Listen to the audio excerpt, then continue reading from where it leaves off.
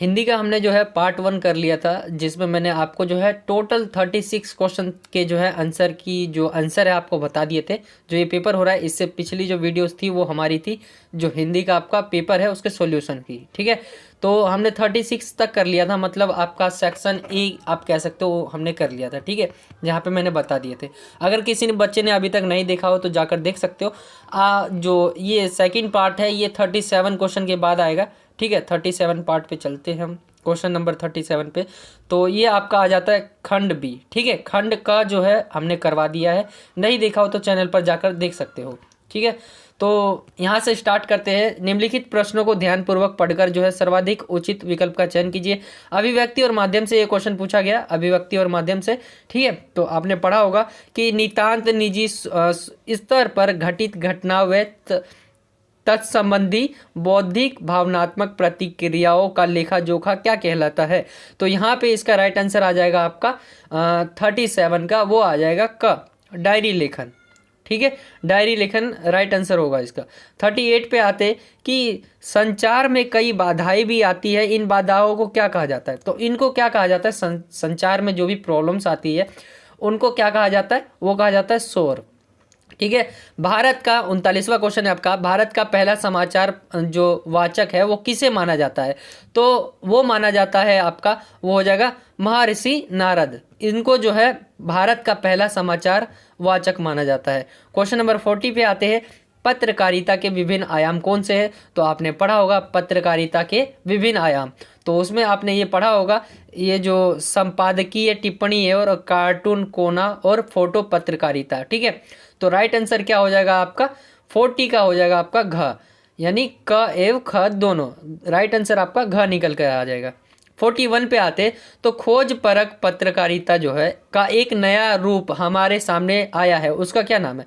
जो खोज परक पत्रकारिता है उसका एक नया रूप जो है हमारे सामने आया है, उसका आपको नाम बताना है, क्या किस नाम से आया है वो। आपके सामने ऑप्शन दे रखा है, विशेषीकृत पत्रकारिता, स्टिंग ऑपरेशन, वॉचडॉग पत्रकारिता या एडवोकेसी पत्रकारिता। तो इसका जो राइट आंसर हो जाएगा आपका वो हो जाएगा आपका स्टिंग ऑपरेशन। इस नाम से जो है खोज परक पत्रकारिता का एक नया रूप उभर कर आया है, ठीक है।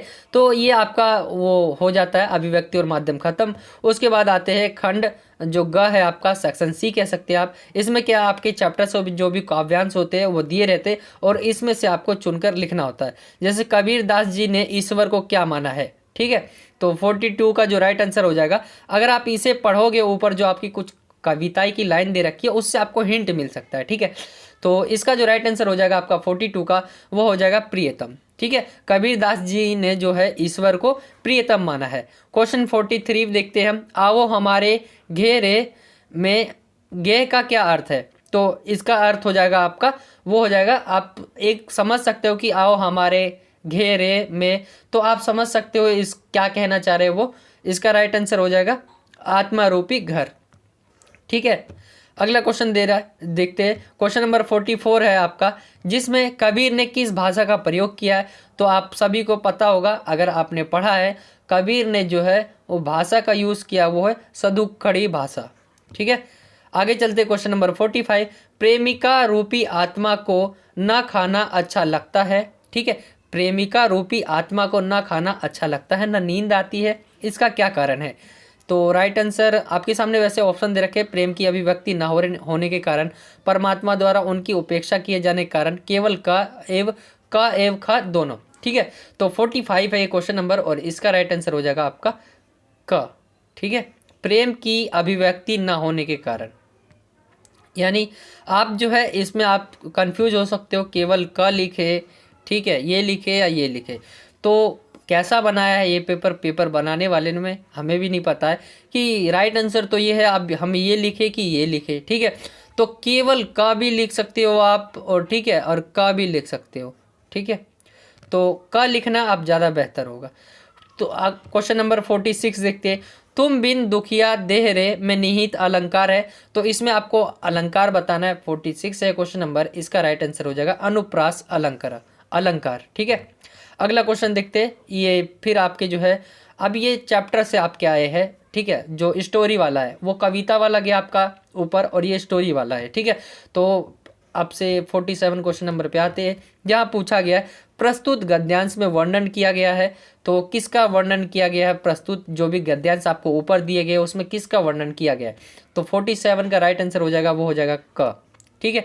ईदगाह की संचालन व्यवस्था का राइट आंसर क्या हो जाएगा, 47 का क, ठीक है। चलते हैं अगले क्वेश्चन पर। 48 पे आते, यहाँ कोई धन व पद नहीं देखता में क्या भाव छिपा है। तो आपके सामने ऑप्शन दे रखे, धन व पद के आधार पर कोई भी भेदभाव नहीं होना, ख है इस्लाम धर्म में समानता का महत्व देना, ग है इसमें केवल ख, और घ है क एवं ख दोनों।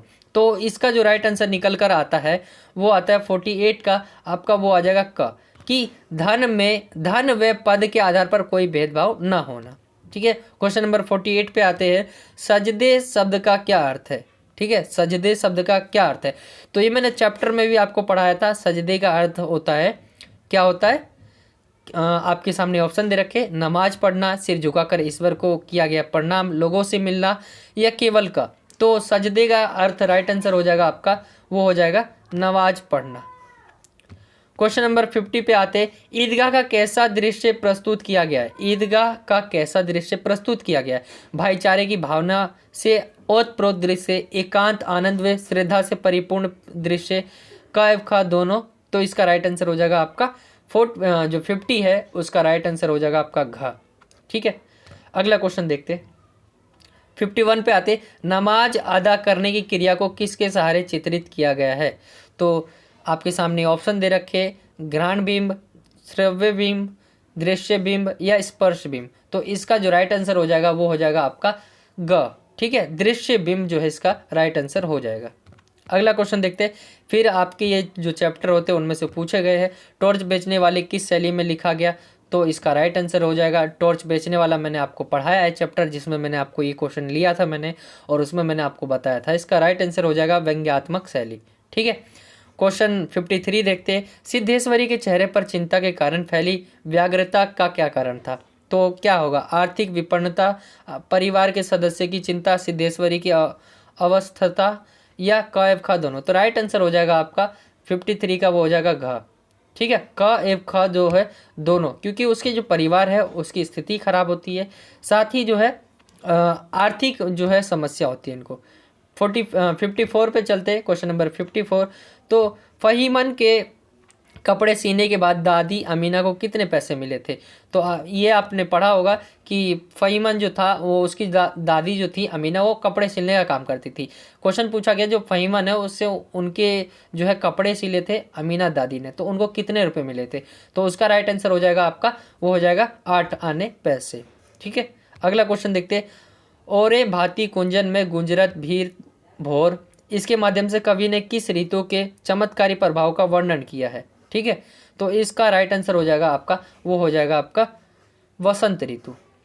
अगला क्वेश्चन देखते हैं, मुरली तो गोपालही भावती, इस पद में किसके प्रति ईर्ष्या भाव प्रकट हुआ है। मुरली तो गोपालही भावती, तो इसका राइट आंसर हो जाएगा आपका 56 का, वो हो जाएगा आपका गोपी का मुरली के प्रति।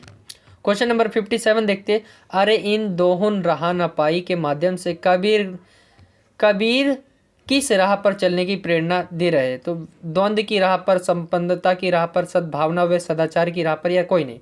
तो इसका राइट आंसर हो जाएगा 57 का, वो हो जाएगा आपका सद्भावना व सदाचार की राह पर चलने का राह दे रहे, प्रेरणा दे रहे। अगला है आपका 58 से स्टार्ट होता है, जहाँ पे 5 प्रश्नों में से 3 प्रश्न देने होते हैं आपको। तो 58 देखते हैं, अंडे के छिलके एकांकी के लेखक का क्या नाम है। तो अंडे का जो छिलके है उनके जो एकांकी है उसके लेखक का नाम आपको बताना है, यानी अंडे के छिलके के लेखक कौन है, ठीक है। तो 58 है, इसका राइट आंसर हो जाएगा आपका अंडे का छिलका जो है किसने लिखा है, इसका राइट आंसर हो जाएगा आपका मोहन राकेश, ठीक है। ख राइट आंसर हो जाएगा इसका। अगला क्वेश्चन देखते हैं 59, गोपाल के सिगरेट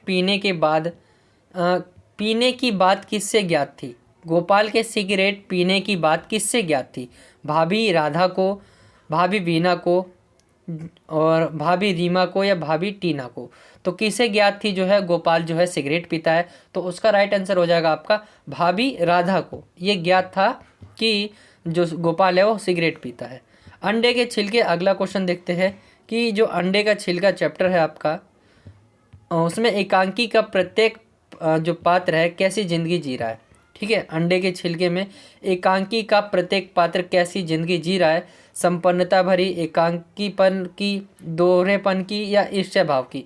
तो 60 का राइट आंसर हो जाएगा आपका, वो हो जाएगा एकांकीपन की, राइट आंसर। 61 आते हैं क्वेश्चन नंबर, अंडे के छिलके एकांकी में मुख्य रूप से किस बात को उभारा गया है। तो अंडे के छिलके एकांकी में मुख्य रूप से किस बात को उभारा गया है, परंपरा को, आधुनिकता को, परंपरा व आधुनिकता के द्वंद्व को, या कोई नहीं। तो इसका राइट आंसर हो जाएगा, वो हो जाएगा आपका ग, परंपरा व आधुनिकता के द्वंद्व को। और लास्ट क्वेश्चन है आपका एकांकी, जो क्वेश्चन नंबर 62 है, एकांकी की पात्र अम्मा का क्या नाम था। तो उसका राइट आंसर हो जाएगा आपका, राइट आंसर क है। ठीक है, और लिखा गलत है, जमुना। ठीक है, जमुना लिख रखा है। तो ये आपके 62 MCQ क्वेश्चन आपके ख़त्म हो गए। तो ये था आपका जो है सेक्शन, आप कह सकते हो खंड, लास्ट आपका सेक्शन बी और सी। ठीक है, 3 खंड आते हैं, तो इसमें सेक्शन बी और सी हमने देख लिए, ख एवं ग। ठीक है, तो ये हिंदी का, इससे पहले हमने सेक्शन ए जो है उसके लिए हमने अलग बना दिया था वीडियो। ठीक है, तो ये था आपका जो है सॉल्यूशन। आई होप कि आपको वीडियो अच्छा लगा होगा। वीडियो अच्छा लगा तो वीडियो को लाइक करें, ज़्यादा से ज़्यादा अपने दोस्तों में शेयर करें, और अगर आप हमारे चैनल पर नए हो तो चैनल को सब्सक्राइब कर सकते हैं। ठीक है, मिलता हूँ आपसे अगली और एक्साइटिंग वीडियो में। जब तक के लिए जय हिंद, जय भारत, वंदे मातरम।